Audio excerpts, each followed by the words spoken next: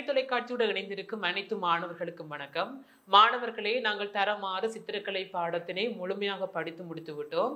இன்று நாங்கள் பார்க்க போகின்ற விடயம் தரமாறு சித்திரக்கலை பாடத்திலே, அதாவது முதலாம் தவணை வினாத்தாள் தொடர்பான விடயங்களை தான் இன்று கலந்துரையாட போகின்றோம். தொடர்ந்து அவதானித்துக் கொண்டிருங்கள். நான் கூறுகின்ற விடைகளை எல்லாம் நீங்கள் என்ன செய்ய வேண்டும், உடனடியாக குறித்து வைத்துக் கொள்ளுங்கள். சரியா? அப்ப பாருங்கள், தரமாறு சித்திரக்கலை பாடத்துல வினாக்களையும் நாங்கள் விடைகளையும் பார்ப்போம் தொடர்ந்து. அதாவது 1 தொடக்கம் 5 வரையான வினாக்களுக்கு தாது கோபுரத்தின் பகுதிகளை பெயரிடுக என்றவாறாக முதலாவது வினா பகுதி அமைந்திருக்கிறது. அதாவது 1 தொடக்கம் 5 வினா பகுதி உங்களுக்கு இந்த தாது கோபுரத்தினுடைய பகுதிகளை தான் நீங்க என்ன செய்ய வேண்டும், பெயரிட வேண்டும். சரியா? பாருங்கள், இதுலயே பார்த்தீங்கன்னா என்னன்னா கலசம். சரியா? கலசம் மற்றும் கலச பீட பகுதியை தான் என்ன செய்யப்பட்டிருக்குதுல ஏ என்ற பகுதி காட்டப்பட்டிருக்கிறது. சரியா? தாது கோபுரத்தினுடைய உச்சி பகுதியான கலசம் மற்றும் கலச பீடம் ஆகிய பகுதிகள் தான் ஏ என்றவாறாக இதுல காட்டப்பட்டிருக்குது. அடுத்து பி என்ற பகுதி எதுவென்னா மாணவர்களே, தேவதை மண்டபம். சரியா? பி என்ற பகுதி தேவதை மண்டபம் இதுல காட்டப்பட்டிருக்கிறது. அடுத்து சி சதுரக்கோட்டம். சி என்றது இதுல சதுரக்கோட்டம் என்ற பகுதி இதில் என்ன செய்யப்பட்டிருக்குது, காட்டப்பட்டிருக்குது. அடுத்த டி அண்டம். அதாவது ஒரு தாது கோபத்தினுடைய வடிவம் எது என்று அதாவது உங்களுக்கு காட்டுகின்றது, வழிகாட்டுகின்ற பகுதி தான் அண்டம். அந்த அண்டத்தினுடைய வடிவங்களை பொறுத்து தான் இந்த தாது கோபம் இந்த வடிவத்தில் இருக்குன்னு நீங்க என்ன செய்யலாம், நிர்ணயம் செய்யக்கூடியதா இருக்கும். அப்ப இதுல டி என்று காட்டப்பட்டிருக்கிற பகுதி அண்டம். அடுத்து இ என்ற பகுதி உங்களுக்கு காவல் வளையங்களையும் அடுத்த பாதம் என்ற பகுதியையும் இதுல என்ன செய்யப்பட்டிருக்குது, காட்டப்பட்டிருக்குது. சரியா? அப்ப மீண்டும் கூறுகிறேன் பாருங்கள் மாணவர்களே, தாதுகோத்தினுடைய ஒரு வடிவம் இதில் தரப்பட்டிருக்குது. சரியா? அந்த தாதுகோத்திலே ஏ என்ற பகுதி கலசத்தையும் கலச பீடத்தையும் குறித்து நிற்கிறது. அடுத்த பி என்ற பகுதி தேவதை மண்டபத்தை குறிச்சு நிற்குது. சரியா? அடுத்தது சி என்ற பகுதி உங்களுக்கு சதுரக்கோட்டத்தை குறித்து நிற்கின்றது. டி என்ற பகுதி அண்டத்தை குறித்து நிற்கின்றது.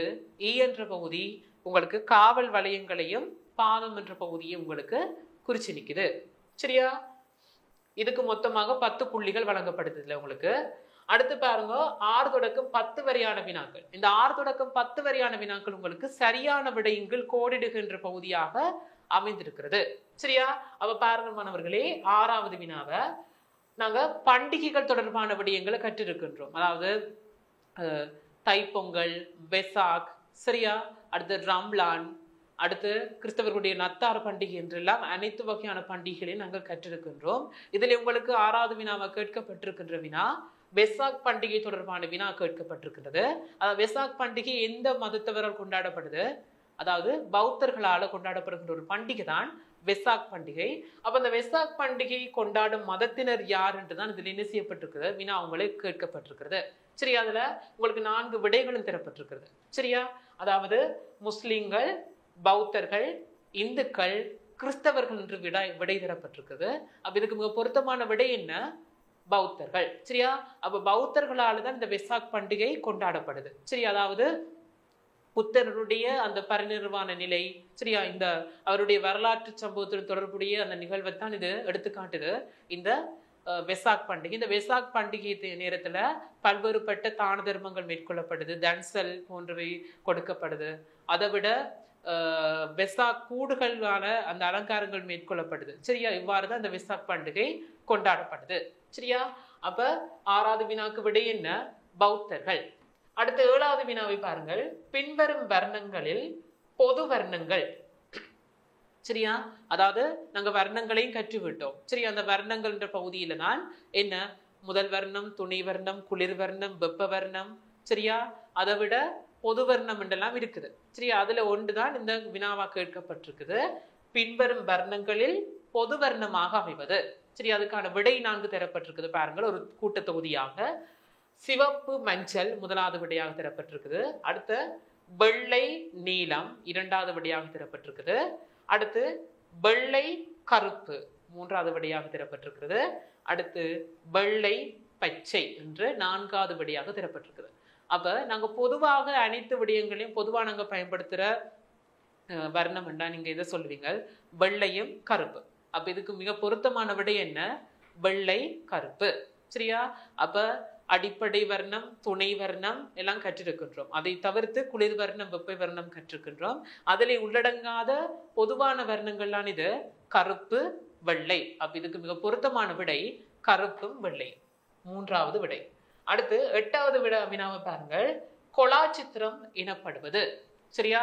அதாவது நாங்கள் கிராஃபிக் சித்திரங்கள், கொலா சித்திரங்கள், அடுத்து பரவுருவ சித்திரங்கள் என்றெல்லாம் நாங்கள் கற்றிருந்தோம் தரமாறு சித்திரக்கலை பாடத்திலே. அதுல பாத்தீங்கன்னா கொலா சித்திரம்டா என்ன என்று நாங்கள் விளக்கமா கற்றிருந்தோம். அந்த வினாதான் இதுல என்ன செய்யப்பட்டிருக்குது, கேட்கப்பட்டிருக்குது. பாருங்க, முதலாவது விடை இதுல சுரண்டல் சித்திரம், அடுத்து பத்திக் சித்திரம், அடுத்து ஒட்டி சித்திரம், அடுத்து கிராஃபிக் சித்திரம் என்று 4 விடைகள் தரப்பட்டிருக்கு. அப்ப கொலா சித்திரம்டா என்ன? அதாவது நான் கூறியிருக்கிறேன் உங்களுக்கு, அந்த சூழல்ல கிடைக்கின்ற அந்த தேவையற்ற கழிவுப் பொருட்களை பயன்படுத்தி செய்யப்படுகின்ற சித்திரங்கள்லாம் என்ன? கொலா சித்திரம். சரி, அப்ப இதுக்கு பொருத்தமான விடை என்ன? கொலா சித்திரத்துக்கு அதாவது ஒட்டு சித்திரம். சரியா? ஒட்டு சித்திரம்ன்றதான் இதுக்கு மிக பொருத்தமான விடையாக அமையும். சரியா? அடுத்து பாருங்கள் 9வது வினா. பின்வரும் வர்ணங்களில் கலப்பு வர்ணம் எது? சரியா? 9வது வினா என்ன? பின்வரும் வர்ணங்களில் கலப்பு வர்ணம் எது என்று கேட்கப்பட்டிருக்குது. சரியா? அப்ப இதுக்கு மிக பொருத்தமான விடை என்ன? பச்சை. சரி, இதுக்கு மிக பொருத்தமான விடை என்ன? பச்சை. அப்ப இதுல 4 விடைகள் தரப்பட்டிருக்குது. மஞ்சள், நீலம், பச்சை, சிவப்பு. அப்ப இதுல மஞ்சள், நீலம், சிவப்பு ஆகியவை எல்லாம் முதன்மை வர்ணங்களா இருக்குது. இந்த பச்சை என்றுதான் இதுல என்ன? கலப்பு வர்ணமா இருக்கிறது. சரியா? அடுத்து ரேகை என்பதன் மறுபெயர் என்று 10வது வினா தரப்பட்டிருக்கிறது. என்ன? ரேகை என்பதன் மறுபெயர் யாது? பாருங்கள், இதுல 4 விடைகள் தரப்பட்டிருக்கு. அளவு, நியமம், குறியீடு, கோடு. சரியா? அப்ப ஒரு சித்திரத்துக்கு அடிப்படை கோட்பாடுகள் ரேகைகள் முக்கியத்துவம் பெறுது. அந்த ரேகைகளால அடிப்படையாக கொண்டு என்ன ஒவ்வொரு உருவங்களும் உருவாக்கப்படுது. சரியா? அந்த ரேகையினுடைய மறுபெயர் என்னன்னு தான் இதுல என்ன செய்யப்பட்டிருக்குது, கேட்கப்பட்டிருக்குது. சரியா? அப்ப ரேகை என்பதன் மறுபெயர் என்ன? கோடு. சரியா? 4வது விடை இதுக்கு, இந்த வினாவுக்கு விடையாக அமையும். இதற்கு மொத்தமாக ஒவ்வொன்றுக்கும் 2 புள்ளிகள் வீதம் 10 புள்ளிகள் வழங்கப்படுது. சரியா? அடுத்த மாணவர்களை பாருங்கள். 11 தொடக்கம் 15 வரையான வினாக்கள். 11 தொடக்கம் 15 வரையான வினாக்கள் எவ்வாறு உங்களுக்கு கேட்கப்பட்டிருக்கிறதால், அந்த கீழ் தரப்பட்டிருக்கின்ற சொற்களை கொண்டு நீங்க என்ன செய்யணும்? அந்த இடைவெளிகளை நிரப்ப வேண்டும்.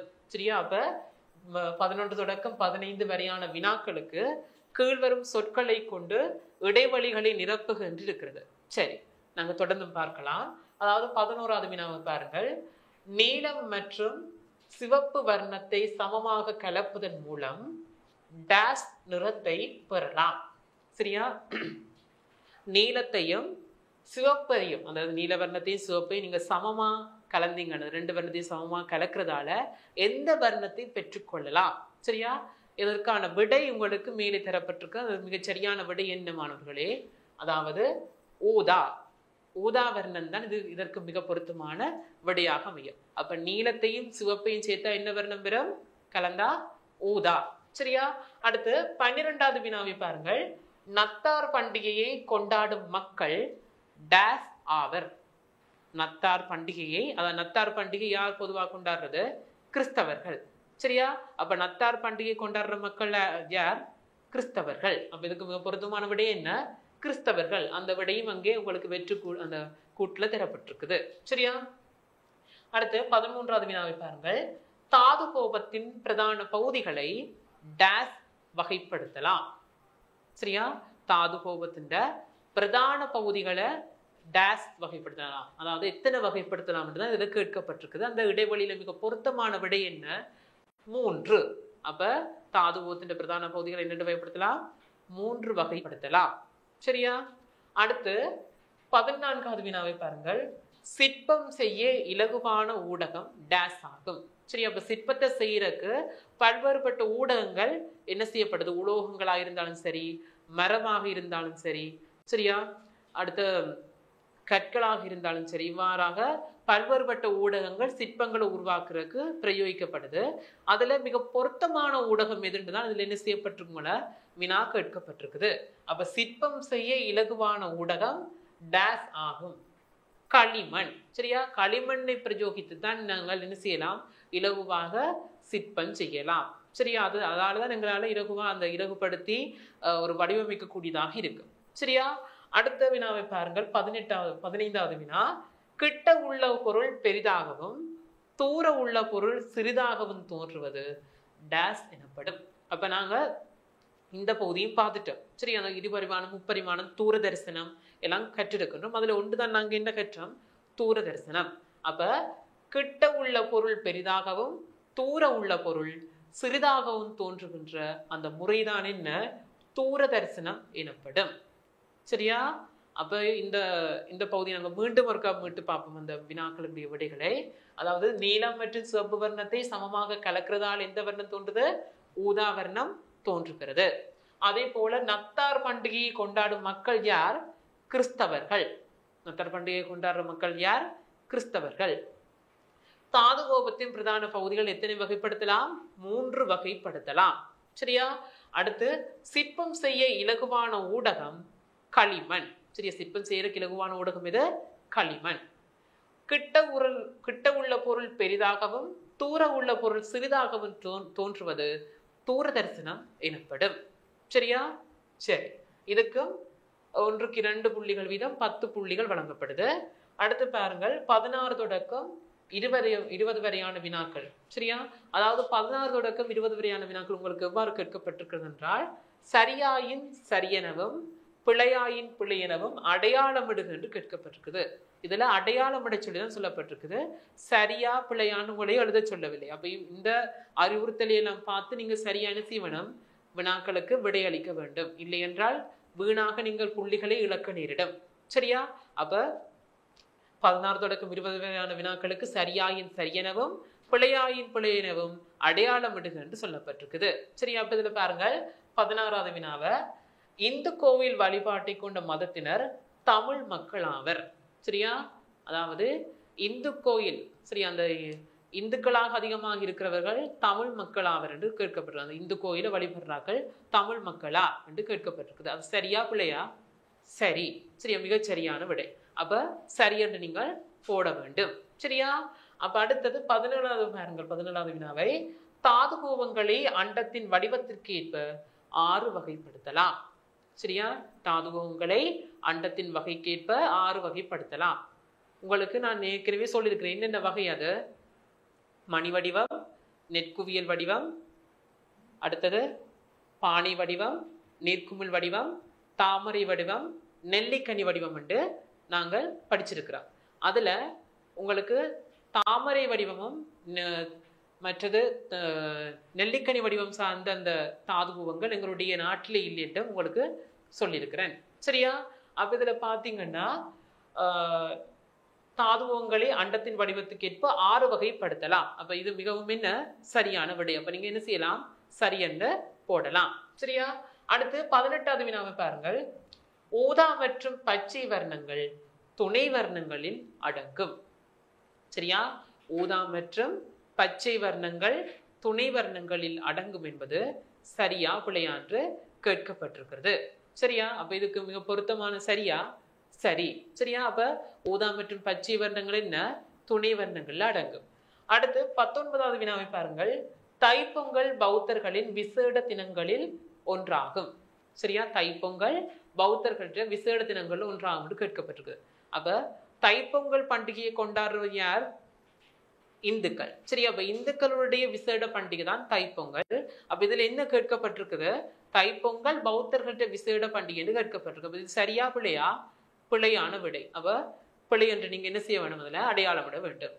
அடுத்து 20வது வினாவை பாருங்கள். இலங்கையில் முதலில் அமைக்கப்பட்ட தாது கோபுரம் தூபராம. சரி, இலங்கையில பல்வேறுபட்ட தாதுகோபங்கள் அமைக்கப்பட்டிருக்குது.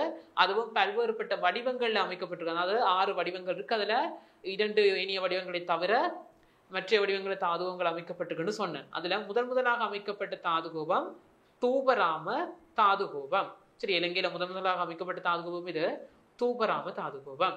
சரியா? அப்ப இவற்றுக்கும் உங்களுக்கு ஒவ்வொன்றுக்கும் 2 புள்ளிகள் வீதம் மொத்தமாக 10 புள்ளிகள் வழங்கப்படுகிறது. சரியா? அப்ப இதுக்கு அந்த 20வது வினாவுக்கு என்ன சரி. சரியா? அப்ப மாணவர்களே பாருங்கள், இவ்வளவு நாங்க பார்த்தது பகுதி 1. அடுத்து பகுதி 2 பாருங்கள். அதுல எவ்வாறான ஓவியங்கள் தொடர்பான வரைபடம் எவ்வாறு வரைய வேண்டும் என்ற பகுதி கேட்கப்பட்டிருக்கு பாருங்கள். எவையேனும் ஒரு தலைப்பினை தெரிவு செய்து வரைந்து வர்ணம் தீட்டுக. இதுல தரப்பட்ட தலைப்புகள் ஏதாவது ஒன்று நீங்கள் தெரிவு செஞ்சு செய்யணும், வரைஞ்சு நிறந்திட்ட வேண்டும். சரியா? பாருங்கள், எனது பாடசாலை சிரமதானம், அதாவது உங்களுடைய பாடசாலையில நீங்க செய்கிற சிரமதானம் தொடர்பான ஒரு காட்சியை நீங்க என்ன செய்யணும், அதுல வரைய வேண்டும். சரியா? அந்த மனித உருக்கள் எல்லாம் ஒரு நேர்த்தியான தன்மையோடு சரியான ஒரு ஒழுங்கமைப்போட நீங்க என்ன செய்ய வேண்டும், அதுல வரைய வேண்டும். சூழலுக்கு ஏற்ற மாதிரி வர்ணங்களை எல்லாம் என்ன செய்யணும், உபயோகிக்க வேண்டும். அடுத்து பட்டமிடும் சிறுவர்கள், அதாவது பட்டமேற்றுகின்ற மாதிரி நீங்க அந்த சிறுவர்கள் பட்டமேற்றுகின்ற ஒரு தோற்றப்பாட்டை உடையதாக நீங்க என்ன செய்ய வேண்டும், அந்த அசையும் உருக்கள், அந்த உருக்கள் எல்லாம் அசைகிற விதத்தில் நீங்க உண்மையான தோற்றத்தோடு என்ன செய்ய வேண்டும், அதை வரைய வேண்டும், வரைய பழகி கொள்ள வேண்டும். அடுத்து மீன் பிடிக்கும் சிறுவர்கள், சரியான குளத்திலேயோ அந்த கடற்கரை பகுதிகளில் நின்று மீன் பிடித்து கொண்டிருக்கிற மாதிரி நீங்கள் என்ன செய்யலாம், இது வரையலாம். கூடுதலாக கடற்கரை பகுதிகளில் சிறுவர்கள் மீன் பிடித்து கொண்டிருக்க மாட்டார்கள். குளம் சார்ந்த பகுதிகளை நீங்கள் இதுக்கு என்ன செய்யலாம், அந்த சூழலாக நீங்கள் அதுல வரைந்து கொள்ளலாம். சரியா? அடுத்து மலரில் தேன் குடிக்கும் வண்ணத்து பூச்சி, அதாவது பூ ஒன்றுல வண்ணத்து பூச்சி ஒன்று தேன் குடிச்சு கொண்டு நிற்கிற மாதிரி கீறணும். சரியா? அதாவது வண்ணத்து பூச்சியெல்லாம் நீங்க அந்த அலங்காரம் எல்லாம் நன்றாக காண்பிக்க வேண்டும். சரியா? அடுத்து பாருங்கள், பூ இலை கொண்ட பரவுருவ அலங்காரம். அந்த பரவுருவ அலங்காரம் தொடர்பான விடயங்கள் உங்களுக்கு கூறியிருக்கின்றேன். சரி, அந்த பரவுருவ அலங்காரம் அந்த பரவி செல்லும் விதத்துல நீங்க ஒரு ஒழுங்கமைப்பில் என்ன செய்ய வேண்டும், வரைய வேண்டும். அதுல இடைவெளிகள் வராத வண்ணம் நீங்க என்ன செய்ய வேண்டும், அதுல நிரப்பி இருக்க வேண்டும். அப்பதான் இந்த பரவுருவ அலங்காரம் முழுமை பெறும். அதற்கான புள்ளிகளை நீங்க என்ன செய்யலாம், பெற்றுக்கொள்ளக்கூடியதாக இருக்கு. சரியா மாணவர்களே? அப்ப மாணவர்களே, நாங்கள் இதுல தரம் 6க்குரிய சில இந்த வினாப்பத்திரத்துடைய சில வினாக்களை பார்த்திருந்தோம். அப்ப பாருங்கள், இதுல மீண்டும் பார்க்கலாம். இதுல என்ன செய்யப்பட்டிருக்கிறது, அந்த தாதுகத்தினுடைய பகுதிகள் கேட்கப்பட்டிருக்கிறது. சரியா? அந்த தாதுகத்தினுடைய பகுதிகள் என்னென்ன மீண்டும் உங்களுக்கு விரைவாக கூறுகிறேன். பாருங்கள், அதாவது ஏ என்றது கலசம், கலச பீடத்தை குறிக்கின்றது. பி என்றது தேவதை மண்டபத்தை குறிக்கின்றது. சி என்ற பகுதியானது சதுரக்கோட்டத்தையும், டி என்ற பகுதியானது அண்டம் என்ற பகுதியையும், இ என்ற பகுதியானது காவல் வலயங்களையும் பாதத்தையும் என்ன செய்கின்றது, குறித்து நிற்கின்றது. சரியா? அதே போல இதுல பாத்தீங்கன்னா வெசாக் பண்டிகையை கொண்டாடுற மதத்தினர் யார், சிங்களவர்கள். சரியா? அதாவது பௌத்தர்கள். சரியா? அதோட பின்வரும் வர்ணங்கள்ல பொது வர்ணங்கள். பொது வர்ணங்கள் என்ன, கருப்பும் வெள்ளையும் தான் பொது வர்ணமாக அமையும். சரியா? அடுத்து கொலாச்சித்திரம். கொலாச்சித்திரம் இது ஒட்டி சித்திரங்கள், அது சூழல கிடைக்கின்ற அந்த கழிவுப் பொருட்களை பயன்படுத்தி நாங்கள் ஒட்டி செய்கின்ற சித்திரம். அடுத்து பின்வரும் வர்ணங்கள்ல கலப்பு வர்ணம் இது பச்சை. சரியா? அடுத்த ரேகை என்பதன் மறுபெயர் என்ன, ரேகையின் மறுபெயர் என்ன, கோடு. சரியா? அடுத்து இதுல உங்களுக்கு அந்த இடைவென்ற புறம் தரப்பட்டது. மீண்டும் கூறுகிறேன் பாருங்கள், நீலம் மற்றும் சிவப்பு வர்ணத்தை சமமாக கலக்கிறதால வருகின்ற வர்ணம் ஊதா வர்ணம். அடுத்து நத்தார் பண்டிகை கொண்டாடுற மக்கள் கிறிஸ்தவர்கள். தாதுகோபத்தின் பிரதான பகுதிகளை 3 வகைப்படுத்தலாம். அடுத்து சிற்பம் செய்ய இலகுவான ஊடகம் களிமண். அடுத்து கிட்ட உள்ள பொருட்கள் பெரிதாகவும் தூர உள்ள பொருட்கள் சிறிதாகவும் தோன்றுகின்ற அமைப்பு, அந்த முறை தூர தரிசனம் சொல்றது.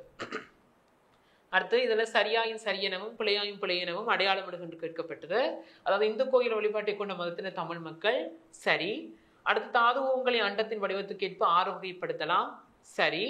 அடுத்தது ஊதா மற்றும் வெள்ளை பச்சை வர்ணங்கள் துணை வர்ணங்களாகும். சரி. அடுத்தது தைப்பொங்கல் பௌத்தர்கிட்ட விசேட தினங்கள் ஒன்றாகும். பிழை. சரியா? ஏனென்றால் தைப்பொங்கல் இந்துக்களிட்ட விசேட தினம். அடுத்தது இலங்கையில் முதலில் அமைக்கப்பட்ட தாது கோபுரம் தூபராம, அதுவும் சரியான விடை. சரியா? அப்ப அதை தவிர்த்து உங்களுக்கு இதுல வரைந்து வர்ணம் திட்டுகின்ற பகுதியும் அமைந்திருந்தது. அதுக்குரிய தலைப்புகளும் உங்களுக்கு கூறியிருந்தேன். அப்ப இதுல கூறப்பட்ட இந்த தலைப்புகளை கொண்டு நீங்க என்ன செய்ய வேண்டும், பயிற்சிகளை பெற வேண்டும். அப்ப பயிற்சி நல்லா நீங்கள் வரைஞ்சு பழக வேண்டும் வீட்டுல. சரியா?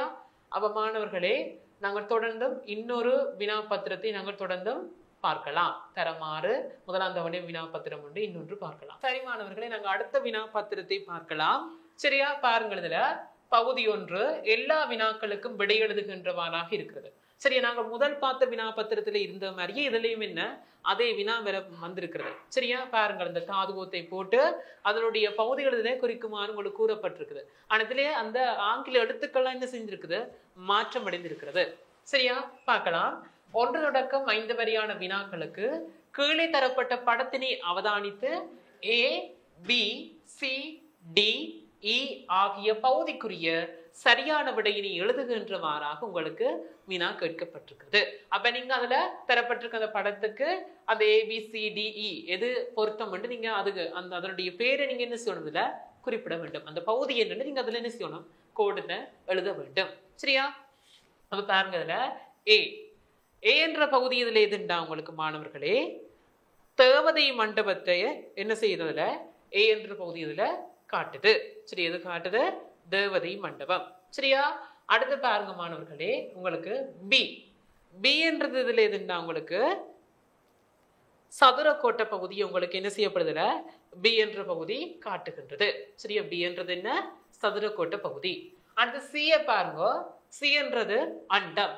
நான் கூறியிருக்கின்ற நிலவி அந்த முதல் வினாபத்திரத்துல அண்டம் என்ற பகுதி தான் உங்களுக்கு என்ன அந்த தாதுகோத்தினுடைய வடிவம் எதுன்னு நிர்ணயிக்கின்றது. சரி, அப்ப அந்த சி என்ற பகுதி என்ன, அண்டம். அந்த டி ஆனதுல எதுண்டா பாதம் அல்ல அடித்தளம் அல்லது காவல் வலயங்கள் எல்லாத்தையும் உள்ளடக்கியதாக இருக்கின்றது. அப்ப பாதம் நீங்க போட்டீங்கன்னாவே ஓகே. சரியா, அப்ப டி. அடுத்த இ என்றது எதுன்னா அந்த கலசம் என்ற பகுதி இதுல என்ன இ என்ற பகுதியாக இதுல காட்டப்பட்டிருக்கிறது. சரியா, அப்ப மாணவர்களே இதெல்லாம் மிக முக்கியமான பகுதி. இந்த தாதுகோங்கள் தொடர்பான விடயங்களில நீங்க என்ன செய்ய வேண்டும், முழுமையாக தெளிவாக கற்றுக்கொண்டு பரீட்சைக்கு செல்லுங்கள். சரியா, கட்டாயமாக தாதுகோகம் தொடர்பான வினா பெறாமல் விடாது. சரியா, அடுத்து பாருங்கள் 6 தொடக்கம் 10 வரையான வினாக்களுக்கு சரியான விடயங்கள் கோடிடுக. அப்ப 6ல இருந்து 10 வரையான வினா உங்களுக்கு கோடிடுகின்ற பகுதியாக இருக்கிறது. அப்ப சரியான விடயங்கள் நீங்க என்ன செய்யணும், கோடு போட வேண்டும். சரி, அப்ப பாருங்கள் 6வது வினா குளிர் வர்ணங்கள் எவை. சரியா, குளிர் வர்ணங்கள் எவை என்று கேட்டிருக்குது. சரியா, சிவப்பு, மஞ்சள், செம்மஞ்சள் என்ன வர்ணம், வெப்ப வர்ணங்கள். சரியா, அத மாதிரி பச்சை, நீலம், ஊதா இதெல்லாம் என்ன வர்ணங்கள், குளிர் வர்ணங்கள். அப்ப குளிர் வர்ணங்கள் எதுன்னா உங்களுக்கு கேட்கப்பட்டிருக்குது. அந்த வினாவுக்குரிய 4 விடைகளையும் பார்ப்போம்.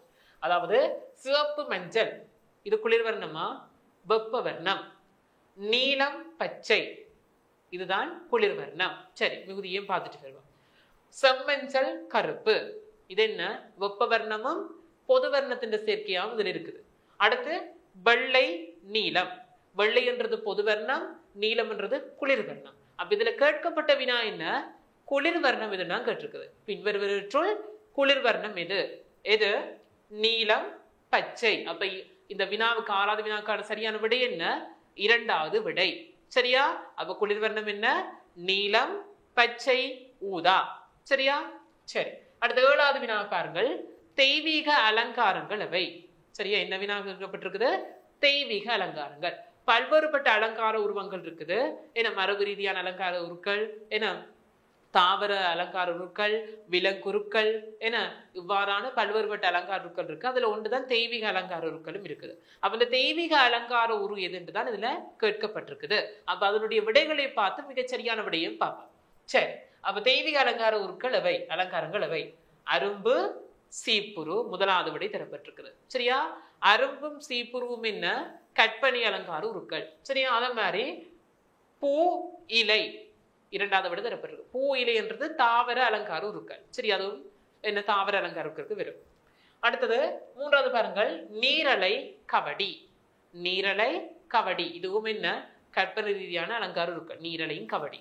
அடுத்து 4வது பாருங்கள், சூரியன், சந்திரன். என்ன, சூரியன், சந்திரன். சூரியன், சந்திரன் தான் என்ன அந்த தெய்வீக அலங்கார உருக்களுக்கு வரும். சரியா, ஏனென்றா நாங்கள் சூரியன் எல்லாம் என்ன செய்யறோம், நாங்கள் வணங்குற நாங்கள் இந்துக்கள் எல்லாம். அப்ப சந்திரனையும் நாங்க என்ன செய்யறது, அந்த பௌர்ணமி, அமாவாசை அடிப்படையாக கொண்டு எல்லாம் வணங்குற வழிபாடு முறையெல்லாம் இருக்குது. அப்ப அதே நீங்க ஞாபகத்துல வச்சாவே இதுக்கான விடையை நீங்கள் சரியா ஊகிக்கக்கூடியதா இருக்கு. அப்ப தெய்வீக அலங்கார உருக்கள் இது சூரியன், சந்திரன். அப்ப 7வது வினாவிற்கு மிக பொருத்தமான விடை என்ன, 4வது வினா, 4வது விடை. சரியா, அப்ப பாருங்கள் அடுத்தது 8வது வினா. சரியா, இதுல ஒரு ரேகை அமைப்பினுடைய ஒரு அலங்கார இதுல தரப்பட்டிருக்குது. அப்ப இந்த ரேகையினுடைய பேர் என்னன்னு கேட்கப்பட்டிருக்குது. சரியா? அப்ப நாங்க பல்வேறுபட்ட ரேகையெல்லாம் பார்த்து நாங்க என்ன சுருள் ரேகை, அலை ரேகை, முட்டை வடிய ரேகை, வட்ட ரேகை, என்ன அப்ப சமாந்தர ரேகை இதெல்லாம் நிறைய பார்த்துனாங்க. அதுல இதுல ஒன்றுதான் எந்த ரேகைன்னு இதுல தரப்பட்டிருக்கு. அந்த ரேகையை நாங்கள் சரியானபடியே கண்டுபிடிக்கணும். சரி, அப்ப பாருங்க இந்த ரேகையின் பெயர் என்ன? விடைகளை பாருங்க. மின்னல் ரேகை, குத்து ரேகை, சாய்வு ரேகை, அலை ரேகை. சரி, அதுக்கு மிக பொருத்தமான விடை என்ன மாணவர்களே? அலை ரேகை. சரி, அப்ப 8வது வினாவுக்கு மிக பொருத்தமான விடை என்ன? அலை ரேகை. 8வது வினாவிற்கு 4வது விடைதான் பொருத்தமாக அமையும். அடுத்து பாருங்கள் 9வது வினா. சரியா? பாருங்கள் முதல் நாங்கள் பார்த்த அந்த வினா பத்திரத்திலே வந்த அதே வினா இதிலே வந்திருக்கிறது. சரியா? அதுல உங்களுக்கு 1வது வினாவாக அமைந்தது. இதுல பாருங்க உங்களுக்கு 9வது வினாவாக அமைந்திருக்கிறது. மீண்டும் மீண்டும் அந்த வினா வருகிறது பாருங்க. அப்ப பாருங்க, வெசாக் பண்டிகை கொண்டாடும் மதத்தினர் யார்? வெசாக் பண்டிகையை கொண்டாடுகின்ற மதத்தவர் யாருன்னு கேட்கப்பட்டிருக்கு. அதே கேள்வி நாங்க முதல் பார்த்த அந்த வினா பத்திரத்திலையும் கேட்கப்பட்டது. பாருங்கள் அதுக்கான விடைகளை: இஸ்லாம் மதத்தவர், இந்து மதத்தவர், பௌத்த மதத்தவர், கிறிஸ்தவ மதத்தவர். சரியா? அப்ப இதுக்கு மிக பொருத்தமான விடை என்ன? வெசாக் பௌத்த மதத்தவர்கள். சரியா? பௌத்தர்களால கொண்டாடப்படுகின்ற விசேடமான ஒரு பண்டிகை தான் என்ன? வெசாக். அப்ப ஏனைய மதத்திட்ட பண்டிகைன்னு உங்களுக்கு சொல்லிட்டு போறேன். அப்படியே இஸ்லாம் மதத்தவர்கள்ட்ட ராம்லான். சரியா? ராம்லான் வெறும் ஹஜ் பெருநாள் இதெல்லாம் இஸ்லாம் மதத்தினர்களால் கொண்டாடப்படுவது. அடுத்து இந்து மதத்தவர்கள்ட்ட பார்த்தீங்கன்னா தைப்பொங்கல், தீபாவளி, சித்திரை வருட புது வருட பிறப்பெல்லாம் கொண்டாடுறது. அடுத்து பௌத்தர்கள்ட்டே வெசாக், பொசன் என்ன இதெல்லாம் வெறும் அதுக்கு. அடுத்த கிறிஸ்தவர்கிட்ட பார்த்தீங்கன்னா நத்தார், உயிர்த்த ஞாயிறு, பெரிய வெள்ளி. சரியா? இவ்வாறான பண்டிகையில அவையால் என்ன செய்யப்படுது? கொண்டாடப்படுது. சரியா? அடுத்து பாத்தீங்கன்னா 10வது வினா, நீலவர்ணத்தின் எதிர்வர்ணம் எது? 10வது வினா என்ன? நீலவர்ணத்தின் எதிர்வர்ணம் எது என்று கேட்கப்படுகிறது. அதற்கான விடைகளை பாருங்கள். பச்சை, சிவப்பு, நீலம், செம்மஞ்சள். என்ன? பச்சை, சிவப்பு, நீலம், செம்மஞ்சள். அப்ப மிக பொருத்தமான விடை என்ன? செம்மஞ்சள். அப்ப நீலத்துக்கு எதிர்வர்ணம் எதிராக இருக்கின்ற வர்ணச்சக்கத்துல எதிராக இருக்கின்ற வர்ணம் இது செம்மஞ்சள் வர்ணம். அப்ப மிக பொருத்தமான விடை என்ன? 10வது வினாவிற்கு 4வது விடை. சரியா? சரி, அப்ப நாங்க முதல் பார்த்தது சரியான விடையின் கீழ் கோடிடுக. இனி நாங்க பார்க்க போவது இடைவெளி நிரப்புறது. சரியா? அப்ப பார்க்கலாம் மாணவர்களே. இடைவெளி அந்த வினாக்களுக்கு விடை தருகிற பகுதி. அதாவது பாருங்கள் 11 தொடக்கம் 15 வரையான வினாக்களுக்கு விடை எழுதுக. அந்த இடைவெளியில நீங்க அந்த விடை எழுதினா சரி, அந்த கோடிடப்பட்ட பகுதியில பாருங்கள். 11வது வினா, நீளம், அகலம், உயரம் கொண்டவை என்ன? இதெல்லாம் நான் உங்களுக்கு கற்பித்து விட்டேன். என்னோட சேர்ந்து சொல்லுங்க. முப்பரிமாணம் எனப்படும். சரியா? நீளம், அகலம், உயரம் கொண்டவை முப்பரிமாணம் எனப்படும். சரியா? அப்ப பாருங்க மாணவர்களே, 12வது வினாவை பார்க்கலாம் தொடர்ந்து. 12வது வினா உங்களுக்கு என்ன கேட்கப்பட்டிருக்கிறது என்றால், மூலவர்ணங்களை குறிப்பிடுக. என்ன மூலவர்ணங்கள் என்ன தெரியும் உங்களுக்கு? வர்ணங்கள் எல்லாம் கற்பித்து விட்டேன். என்ன முதன்மை வர்ணம், துணை வர்ணம், அடுத்து குளிர் வர்ணம், வெப்ப வர்ணம், சரியா, கலப்பு வர்ணம் இதெல்லாம் கற்பித்திருக்கிறேன். அதுல ஒன்றுதான் என்ன? மூலவர்ணம். அப்ப மூலவர்ணம் என்ன? இதுல சிவப்பு, மஞ்சள், நீலம். சரியா? சிவப்பு, மஞ்சள், நீலம் இதான் என்ன? மூலவர்ணங்கள். அப்ப இதற்கு மிக பொருத்தமான விடை என்ன? 12வதுக்கு சிவப்பு, மஞ்சள், நீலம். அடுத்து பாருங்கள், வெசாக் பண்டிகை என்ற பூஜை வழிபாடுகள் 2 தருக. வெசாக் பண்டிகை என்ற பூஜை வழிபாடுகள் 2 தருக தரப்பட்டிருக்கு. அதுக்கு மிக பொருத்தமான விடை என்ன?